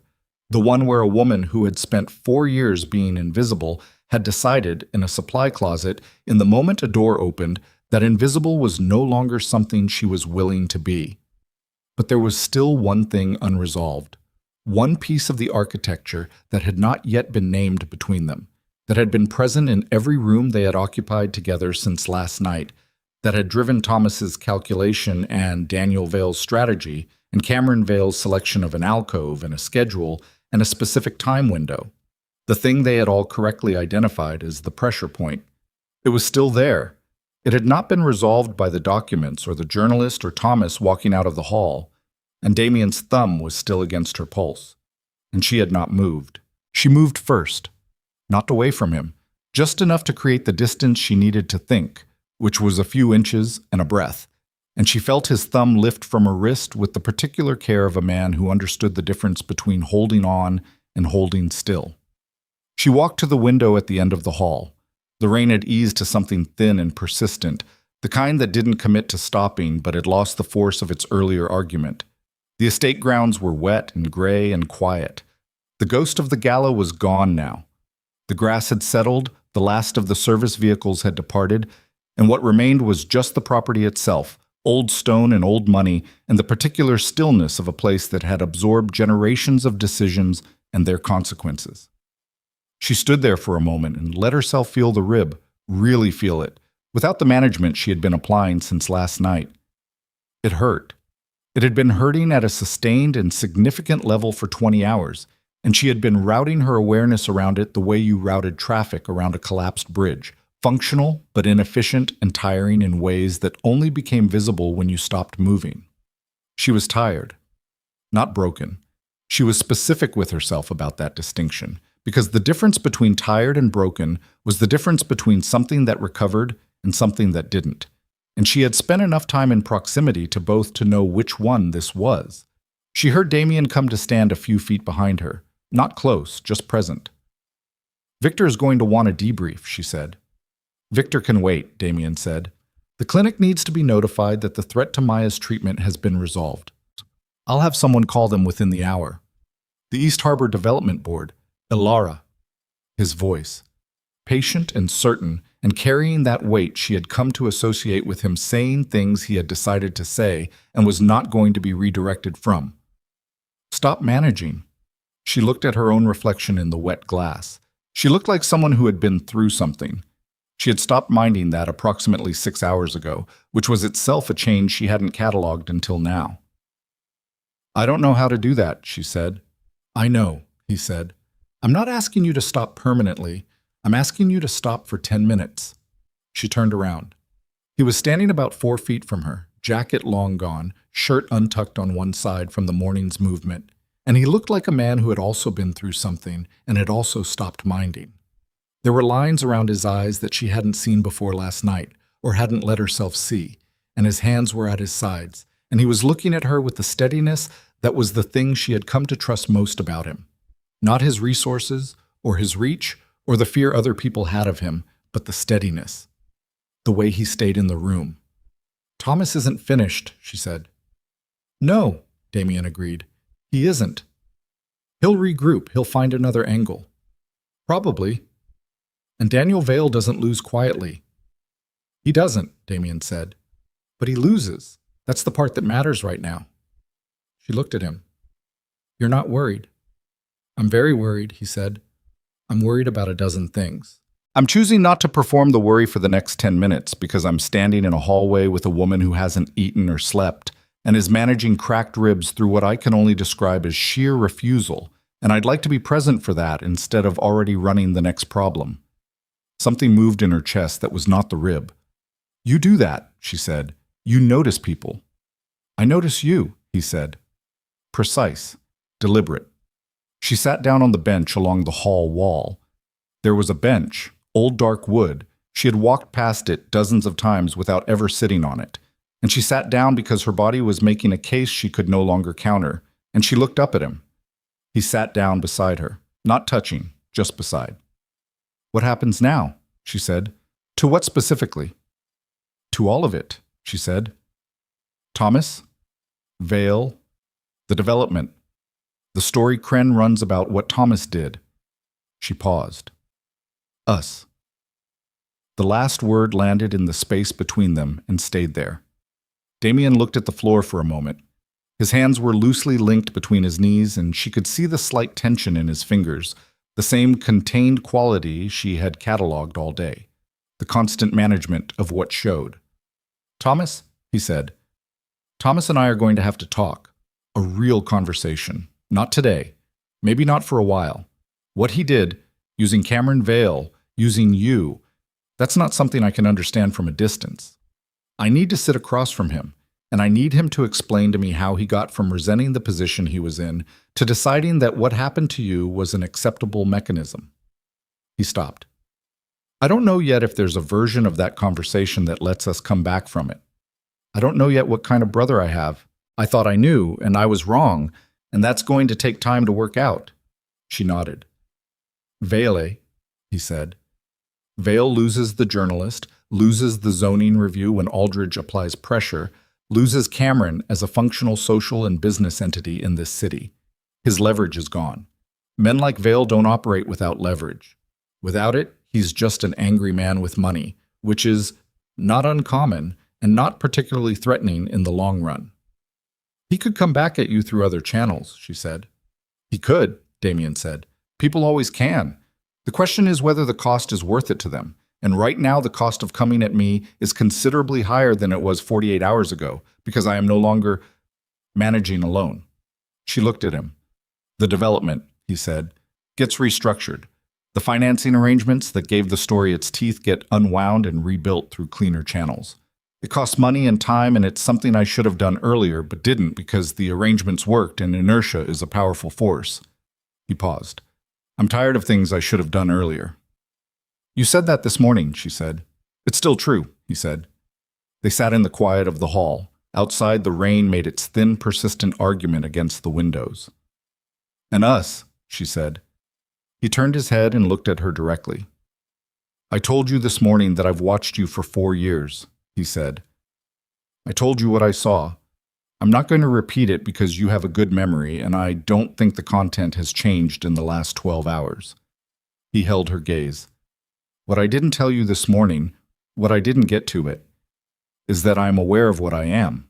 I'm aware that the things I've done and the way I've operated and the life I've built are not clean. I'm aware that being connected to me comes with exposure to things that most people would reasonably want to avoid. What happened today is an example of that. What happened to you in that alcove is, at some remove, connected to the fact that someone correctly identified that I had a vulnerability in you. She started to speak. Let me finish, he said. Not sharp, just steady. I'm not going to tell you that the danger goes away. I'm not going to promise that Thomas was the last of it, or that Vale won't try something else, or that the world I've built is suddenly going to become safe in the conventional sense. That would be a lie, and I told you this morning I'm tired of managing information, including with you. He looked at her. What I can tell you is that I'm changing what I'm building. The development restructure is part of it. The conversation with Thomas is part of it. But there's a larger piece, which is that the version of myself I've been operating as, the one that runs on fear and leverage and the careful maintenance of a reputation that keeps people at a distance, that version isn't working anymore. It stopped working the moment I opened a supply closet door and found you trying to hold yourself together with safety pins. The bench was hard beneath her. She was aware of it, and the rib, and the smell of the estate around them, cedar and old stone, and the rain coming under the door from outside. You can't change who you are in 48 hours, she said. No, he agreed, but I can change what I'm oriented toward.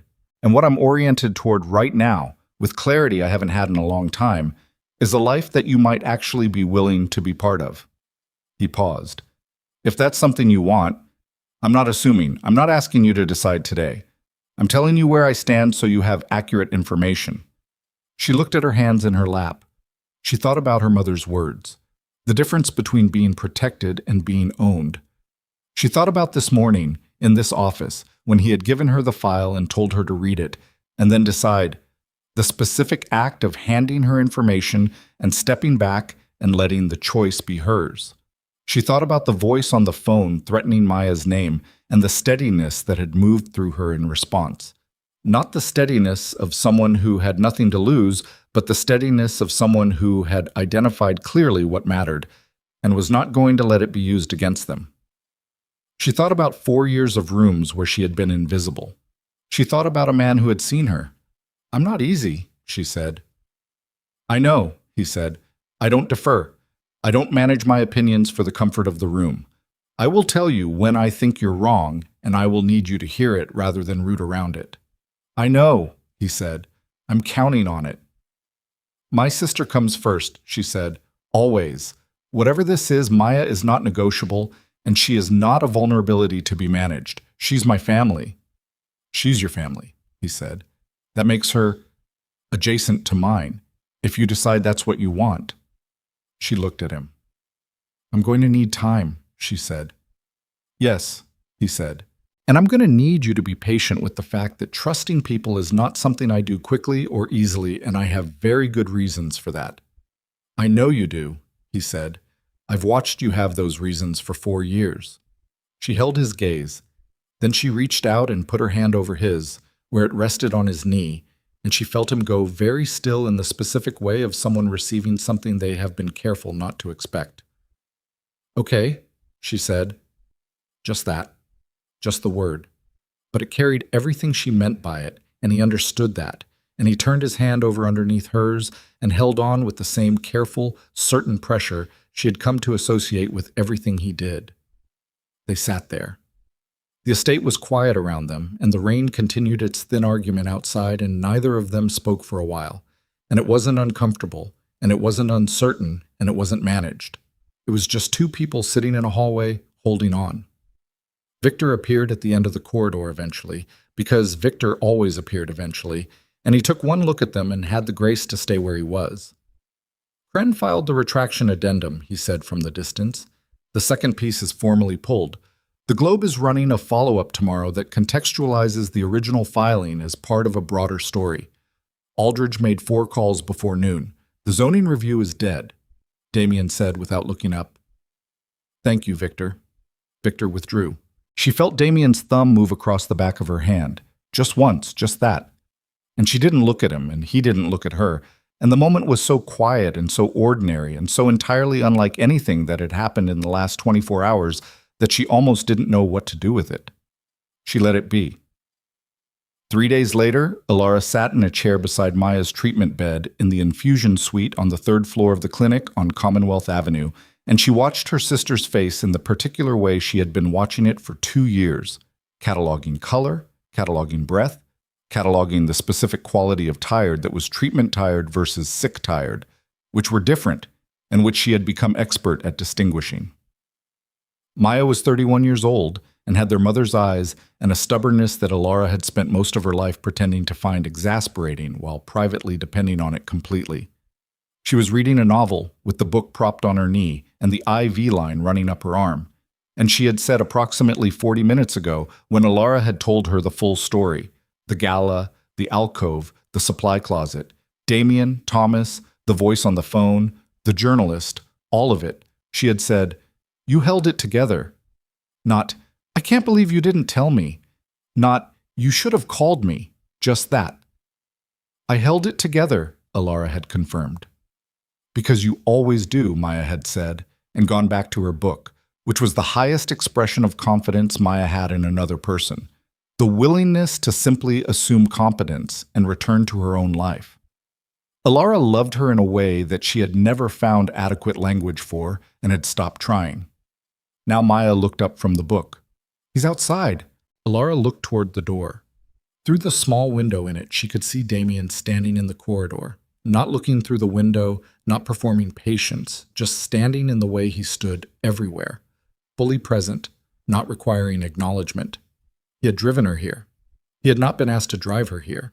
He had simply appeared at her apartment building at 8 in the morning in the car, and Victor had been absent for the first time in 24 hours, and Damian had been in the driver's seat himself, which had surprised her more than any other single thing he had done. She had gotten in. He had driven without talking, which she had been grateful for because she had needed the quiet to organize what she was going to say to Maya, and he had understood that without being told, and when they arrived, he had held the door of the clinic and then stopped at the entrance to the treatment floor and said, "I'll wait out here." She had gone in. He had waited 2 hours. He drove himself, Maya said. It wasn't a question. She had seen him through the window when they arrived. He drove himself, Elara said. Rich men don't drive themselves, Maya said. This one does, sometimes. Maya considered this. She turned a page. Is he going to be around? Yes, Elara said. I think so.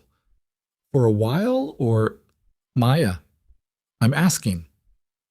For a while, Elara said. Then, maybe longer. Maya turned another page. Good, she said simply.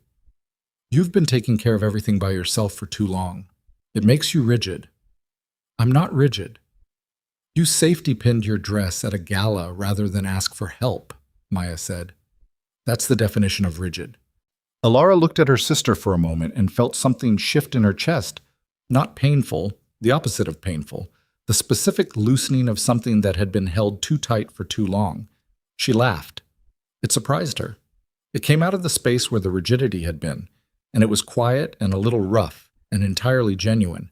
And Maya looked up from her book and smiled in the particular way she smiled when Elara did something unexpected, which was with her whole face rather than just her mouth. "Go let him in," Maya said. "He's fine where he is." "Elara." She went to the door. Damian turned when she opened it.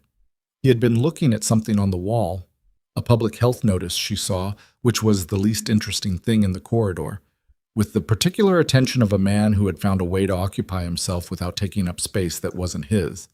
He looked at her face and read it the way he read everything. "She's okay." "She's okay," Elara said. "She wants to meet you." Something moved in his expression.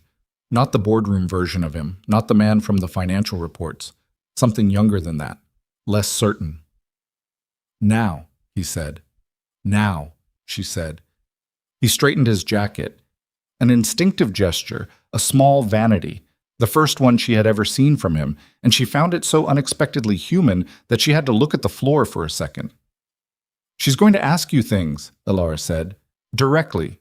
She doesn't approach things the way I do." "How does she approach things?" "She asks what she wants to know," Elara said, "without the professional calibration." "Good," he said. "I'll answer directly." She looked at him. "You're nervous." "I'm meeting your sister," he said. "Yes." She held the door open for him. Maya looked up when they came in. She assessed Damian with the quick, comprehensive look that she applied to everything: patients, doctors, novels, menu options. And then she said, "You're taller than I expected." "People say that," Damian said. "Sit down," Maya said. "You're making the room feel uneven." He sat in the chair on the other side of the bed from Elara.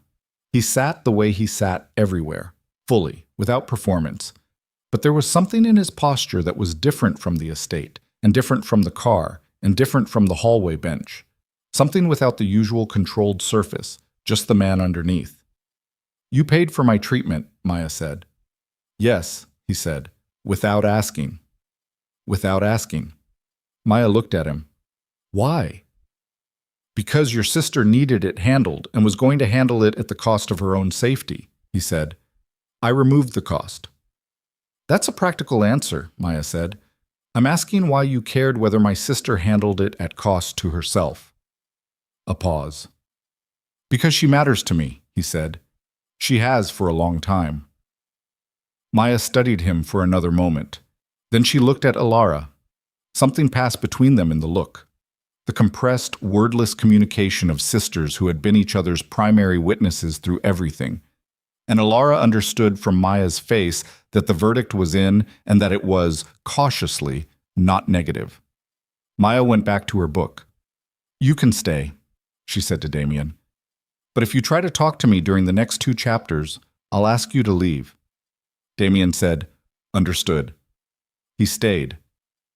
In the weeks that followed, the city reorganized itself around the new facts in the way cities did, absorbing, redistributing, moving on. The Globe's follow-up story ran and named Thomas Hawthorne in connection with the staged events at the gala, not criminally, but factually, with the access logs as documentation and Kren's careful, precise language laying out the mechanism without embellishment. The story did what accurate stories sometimes did, not the enormous public detonation that had been threatened, but a quieter and more durable damage to Thomas's standing in the networks he had been building for 6 years. Thomas did not respond publicly. He called Damian once 2 weeks after the hallway. The call lasted 11 minutes. Elara was not in the room for it and did not ask what was said. Damian came out of the room afterward and sat at the kitchen table of her apartment. He had been to her apartment 4 times by then, always with her knowledge and always because she had opened the door, which was the specific distinction she had maintained and which he had respected without needing to be reminded. And he drank the coffee she put in front of him and was quiet for a while. Then he said, "He says he didn't know Cameron would hurt you the way he did." "Do you believe him?" she said. A long pause. "I believe he told himself that," he said. I'm less certain he tried very hard not to know. She sat down across from him. That's a distinction that matters. Yes, he said. It is. And I don't know yet what to do with it. She didn't offer him an answer because she didn't have one, and she had stopped performing solutions she didn't actually have. They sat with the question the way you sometimes had to sit with questions. Not because they were unanswerable, but because the answer required more time than the conversation did. Daniel Vale left Boston in the 3rd week, not fled. The distinction was his, and she heard it through the network, the careful framing of a man managing his own narrative, but relocated to his properties in Connecticut, citing family reasons. Cameron Vale did not return. The social networks that had held them in place in this city had been too thoroughly rewritten to recover. The East Harbor development broke ground again in the 4th week after a brief pause for the financing restructure, and the Community Coalition held a press event where 3 of the 7 chairs spoke on the record about the project's impact, and the story that ran was not the story Thomas had built, but a different one, grounded in the actual community rather than in a manufactured scandal. Elara's name appeared in it, briefly. She had been named as the event coordinator who had originally organized the stakeholder dinner as a contextual detail. She was identified by profession and left at that. She read the piece at her kitchen table and found it adequate. Her phone buzzed. Damian. The piece ran. A pause, then, "You were mentioned." "I saw," she typed back. "How do you feel about it?" She thought about that. Outside her window, Boston was doing what it always did. The cabs and delivery trucks and the particular noise of a city that didn't pause. And she was sitting in her kitchen with coffee she could afford now, not easily, but genuinely, and Maya had a treatment schedule that ran through the end of the year and was showing results that the doctors described with the specific optimism of people who had learned to be careful with hope, but were, currently, hopeful. "Fine," she typed. Then she thought about the supply closet and the safety pins and the woman in the mirror she hadn't recognized, and she typed something else. "Better than fine, I think." 3 dots appeared. Then, "Good." Then, "I have something to show you. Are you free Saturday?" She looked at the message. "What is it?" she typed. "The estate gardens. They look different in spring. I realized you've only ever seen them set up for events." She sat with that for a moment. The estate gardens. The place where she had always been behind the scenes, managing, coordinating, invisible. The place where she had been a professional presence and nothing more. "I've seen them dozens of times," she typed. "You've worked in them dozens of times," he typed back. "That's different." She thought about that distinction, between seeing and working, between being present for something and being a witness to it. She typed, "Saturday works."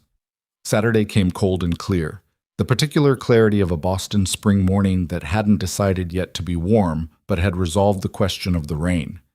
The estate gardens were in the early part of their seasonal recovery. Not the full abundance of summer, but the first real evidence of it. Green coming up through the cleared beds and the old stone paths washed clean by weeks of rain. Damian met her at the side gate rather than the main entrance, which she understood was intentional. Not the professional entrance, not the working entrance, just the gate in the garden wall that opened onto the path along the east bed. He was in a coat and no jacket, and he looked like he'd slept, which was something she had started monitoring for the same way she monitored Maya's color and breath, as an index of the real condition beneath the managed surface. "You look rested," she said. "I slept 6 hours," he said. "For me, that's excessive." "For you, that's concerning," she said. He smiled. Not the controlled version, the real one. She had seen it 3 times now and was still not entirely prepared for it. They walked. She had never just walked in these gardens. She had moved through them with purpose and logistics, with radios and clipboards and the constant background calculation of what was supposed to happen next. Walking without an agenda in a space she had only ever inhabited professionally felt strange in the way that most new things felt strange, like wearing clothes that fit differently from what you were used to. Not wrong, but unfamiliar. Damian walked beside her and didn't try to narrate the garden or explain anything, and she was grateful for that too. They reached the back wall where the old stone bench sat under the elm tree that had been there longer than the current generation of the Hawthorne family, and probably longer than the family itself. And Damian sat, and she sat beside him, and they looked out at the garden and the city beyond the wall, and the specific light of a clear Boston morning falling across everything without apology. "I want to ask you something," she said. "Ask." "The first time you saw me," she said. "Not the first event. The first time you actually noticed me. What was it?" He was quiet for a moment, looking at the garden. "You were in an argument," he said, "with one of the catering supervisors. He was wrong, and you knew it, and he outranked you in the context of that moment, and you didn't let it matter. You told him precisely what needed to happen and why, and you did it without cruelty and without deference, and he did what you said." He paused. "And then you turned around and went back to work, and didn't look to see whether anyone had witnessed you being right." She looked at the elm. "That bothered me," he said. "In a way I didn't have language for at the time. Someone doing good work in a room and not requiring it to be seen." "I didn't think anyone was watching," she said. "I know," he said. "That's the part that bothered me." She sat with that. The old stone of the bench was cold through her coat, and above them the elm's new leaves were just beginning, the translucent green of something just becoming itself, and the city made its ordinary noise beyond the wall, and the morning moved around them without urgency. She thought about the woman she had been at that catering argument. Younger by 4 years, newer to this world, sharper in the defensive way of someone who doesn't yet trust that they belong somewhere. She had been right about the catering arrangement, and she had known she was right, and she had made the correction and moved on because the work was the point, and recognition was not something she had allowed herself to need. She was not sure that version of herself had been as strong as she'd believed. She was not sure that performing the absence of need was the same thing as actually not needing. She thought about Maya saying, "You've been doing everything by yourself too long. It makes you rigid." "I let people be invisible to me too," she said. "I've been so focused on not being seen that I didn't see people either. Just the work, the problem, the next thing to manage." "Yes," he said, not correcting her, just confirming. "That's going to change," she said. "I know," he said. "I've watched it start to change." She looked at him. He looked back. The morning light came through the elm's new leaves and landed across his face, and she thought about the supply closet and the medical suite and the office and the hall and the infusion suite where he had sat with Maya's disapproval, and 2 chapters of silence with complete equanimity. And she thought about 4 years of rooms and what it meant that in all of them, without her knowing it, there had been one person who was watching. She leaned in and kissed him. It was not dramatic. It was not the performance of a thing, which was what she had always associated with moments like this. The weight of significance pressing down on the moment until it became something other than itself.